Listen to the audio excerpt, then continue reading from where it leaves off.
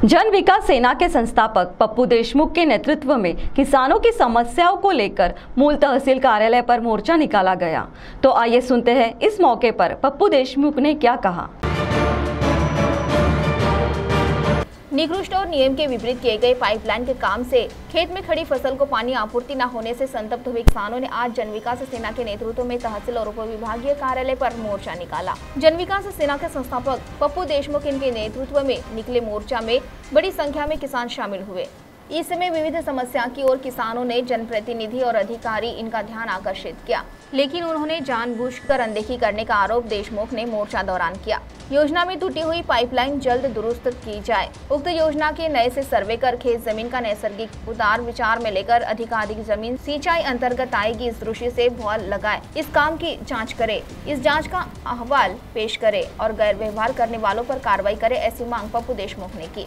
इस समय जन विकास सेना की उपाध्यक्ष छाया सीडाम, घनश्याम मिरगुड़े, इमदाद शेख इनके साथ बड़ी संख्या में किसान उपस्थित थे। इस समय सावली के आसोला मेंढा प्रकल्प के कार्यकारी अभियंता एएस विदुरकर, उपविभागीय अभियंता राजू बोडेकर, मूल पाट बंधारे विभाग के उपविभागीय अभियंता अखिलेश सिंह ने की मांग के बारे में कार्रवाई करने का लेखी आश्वासन दिया, जिससे मोर्चा स्थगित किया गया।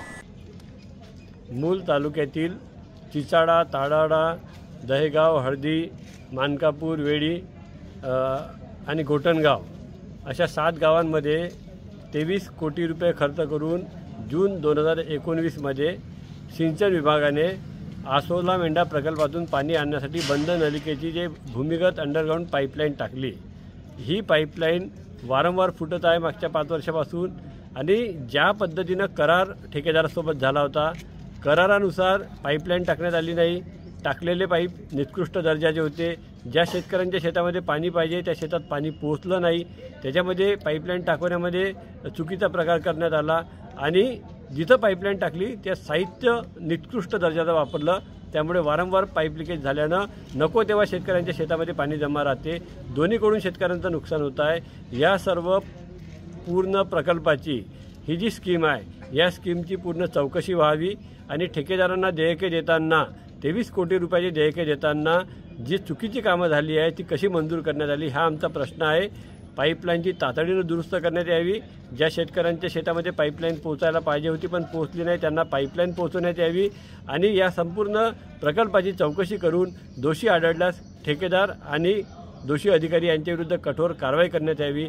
या मागण्या घेऊन आज या 7 गावातल्या शेतकऱ्यांचा धडक मोर्चा जनविकास सेनेतर्फे आज या ठिकाणी काढण्यात आला आणि या ठिकाणी एक पत्र देण्यात आलं आणि लेखी आश्वासन घेऊन हे आंदोलन स्थगित करण्यात येणार आहे आणि या सगळ्या प्रकल्पाची चौकशी करून व पाईपलाईनची दुरुस्ती जर करण्यात आली नाही तर याच्यापेक्षा आक्रमक आंदोलन या भागातील शेतकरी आणि आम्ही सगळे जनविकास सेनेचे सहकारी मिळून करू असा आमचा शासनाला या ठिकाणी इशारा आहे। CTV के लिए प्रतिनिधि वैभव रोयारकर की रिपोर्ट।